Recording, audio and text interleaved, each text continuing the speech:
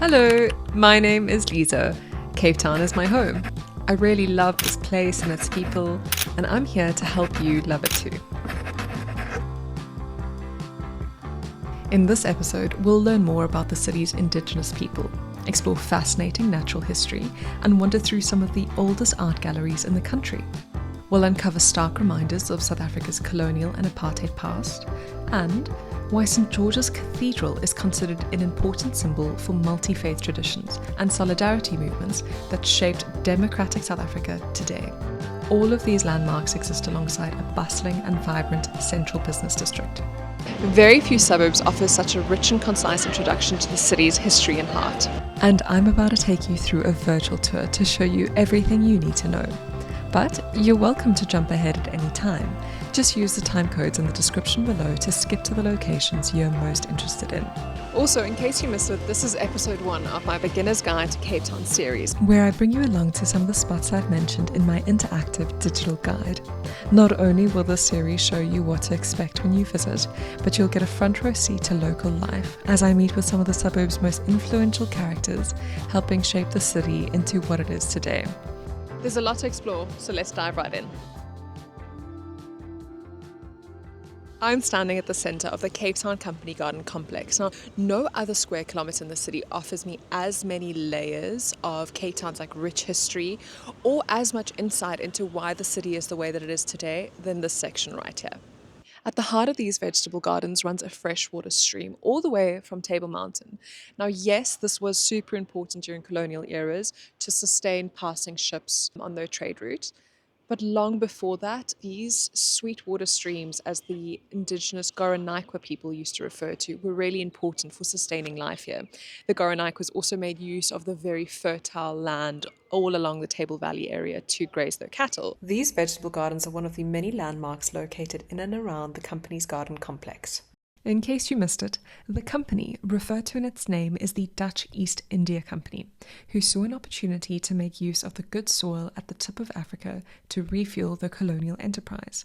It was created in the 1650s by the region's first European settlers and provided fertile ground to grow fresh produce and replenish supplies on passing ships. The gardens were originally much larger and started closer to the coastline, but today its remnants functions as a public park and a botanical garden set in the heart of the city.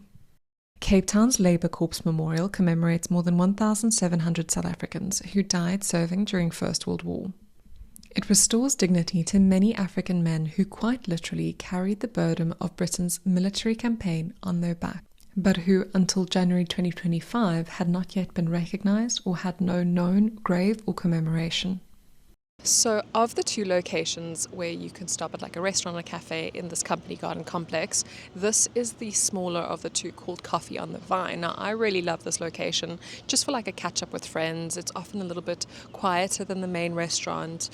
They have a really lovely cafe menu, but I really love their cheesecake. They do really great red cappuccinos, which is a cappuccino made from rooibos extract, which is very South African and great if you're looking for a caffeine alternative to a coffee, and it's also super high in antioxidants. So that's what I'm having, a little red cappuccino and their cheesecake. Oh my gosh, so good. It tastes like Turkish delight. So that's all these little plants that are planted around here are rose pelargonium. Insert the section where she says it. Rose pelargonium. This is the little leaf of the rose pelargonium. Leaves are only at the base of the cheesecake. It's delightful with a little red cappuccino. We just made friends with the lady who brought us our coffees. Her name is Judith, and she's fabulous. That's what Cape Town's about, meeting with the locals, and the locals are such a vibe. Another reason this location is so special is that in the same building you'll be able to find the Heritage Shop, in which they sell locally made products. And if you're lucky, you can score some fresh produce from that vegetable garden that we had a look at early in this chapter. So Coffee on the Vine is super for a really lovely light bite, some coffees. If you're looking for something more substantial, I always recommend heading to the main restaurant. They do really good local cuisine, are a little bit better equipped for bigger crowds, and yeah, it's also just as lovely. I mean, how can you complain? Any restaurant located in such a beautiful space is always going to be such a sweet experience. Right behind me is the Iziko South Africa Museum. This is great for natural history and exploring the origin stories of our indigenous people. Also, it's got the planetarium, really interesting. I love how the spot offers such a wide variety of experiences. Plus, it's great for when the weather's a bit grey outside. One of my favourite exhibitions is the Ubuntu exhibition, which looks at the origins of human evolution and how South Africa is largely considered the cradle of humankind, thanks to the various fossils of early human remains found here. Ubuntu is a South African word, roughly translating to I am because we are. It encapsulates the idea that we all share a common thread of humanity and places emphasis on the values of compassion and understanding towards each other. Other exhibitions include learning more about South Africa's indigenous Khoi and San people, their ancient art forms and cultural practices. Or maybe you're into natural history. The Great Hall has multiple floors of extensive exhibitions on local marine life, wildlife, bird life, and even dinosaurs. These beautifully curated experiences are jam-packed with fascinating information that appeals to all ages and interest groups. Also, make sure to align your visit with a show at the planetarium and learn more about our planet's place in our solar system. The Iziko South African National Gallery showcases the artistic voices and opinions of some of South Africa's greatest artists. I really appreciate how the curators here have access to a much wider historical timeline when choosing different pieces. Curators here have access to archives that span way back, from early colonial eras to the country's most prolific and praised contemporary artists. Their exhibitions often focus on key social and political messaging that gives us insight into the thoughts and opinions of the South African psyche as a whole. Government Avenue is the little route that you'll take between a lot of these spots. From the National Museum and the National Gallery all the way down to the Slave Lodge. It's a really lovely route to walk with a stunning row of oak trees lining it. And you'll likely come across a bunch of very curious and friendly squirrels hoping that you've got a bite of food on you. At the end of Government Avenue, you'll reach the Iziko Slave Lodge, which commemorates a dark but important part of South African history. At its peak, more than 1,000 enslaved people lived in this lodge. Now it's a museum, which focuses on the history and stories of resistance, survival, and remembrance. One of my favorite stories to come from the Slave Lodge is that of Yuan Yumat. Right behind the Slave Lodge, there is an easy-to-miss stone marker nestled on a traffic island. This is a marker for where the old slave auction tree once stood. Yuan Yumat told a story of how he was sold and resold under the infamous tree, the very same tree under which he would later go on to open up his own stall, selling kusister as a free man.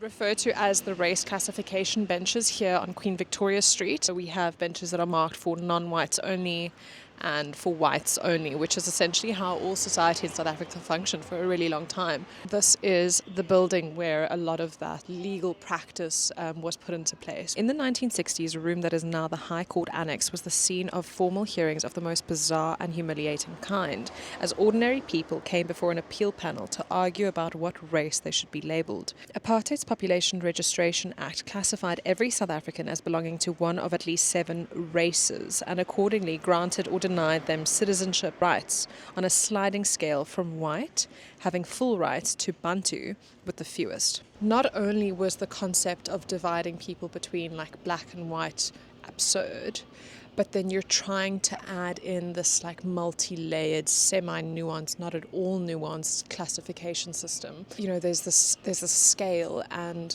you know, God forbid your hair is slightly more curly or your skin slightly paler than a family member's of yours, you would be seen as more or less worthy in the eyes of the law. It is really impactful to sit and think about that for a while, and that's why we said this is an essential part of the suburb's history.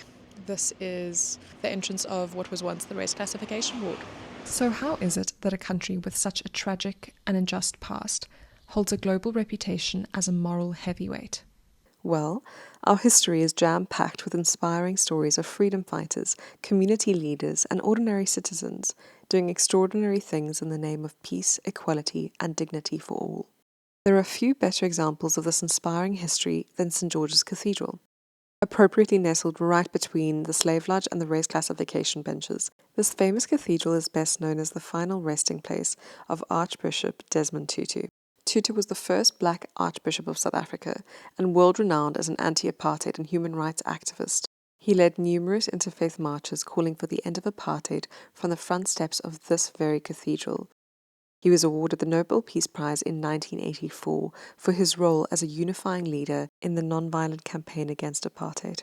Our march to freedom for all of us! Thank you. Just across the road you'll find St. George's Square. It's only apt that the square holds an original segment of the Berlin Wall. Its presence in Cape Town is deeply symbolic, speaking to the shared global struggle for freedom, the fall of oppressive regimes, and the triumph of human rights. Although really easy to miss, this square is a space where freedom, resistance, and global solidarity intersect in such a beautiful way. But don't just take my word for it.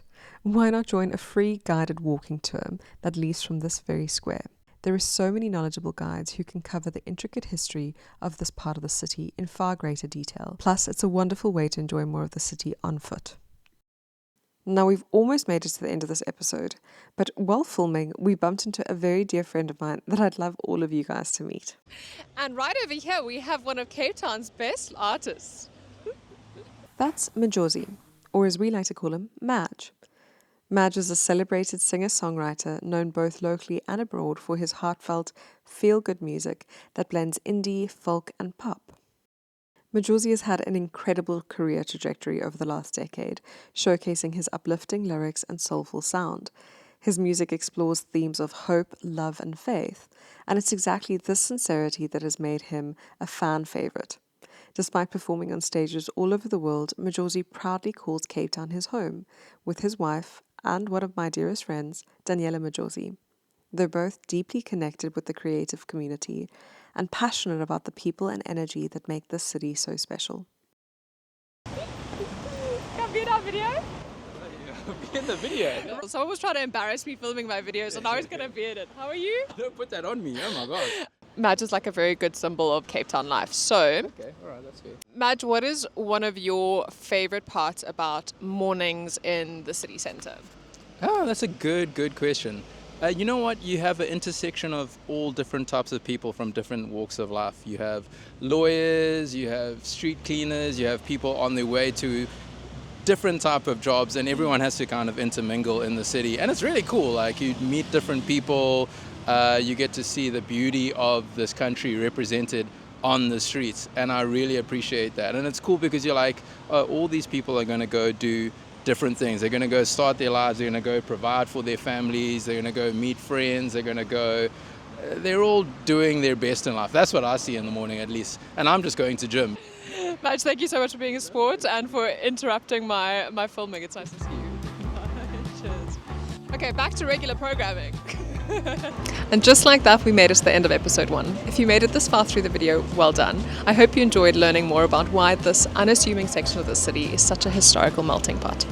Now, I'm all for history, but understanding why the city is exciting and meaningful to visit and to live in today is just as important. So stick around. Because in episode 2, we get to deep dive into all things creativity and local city culture.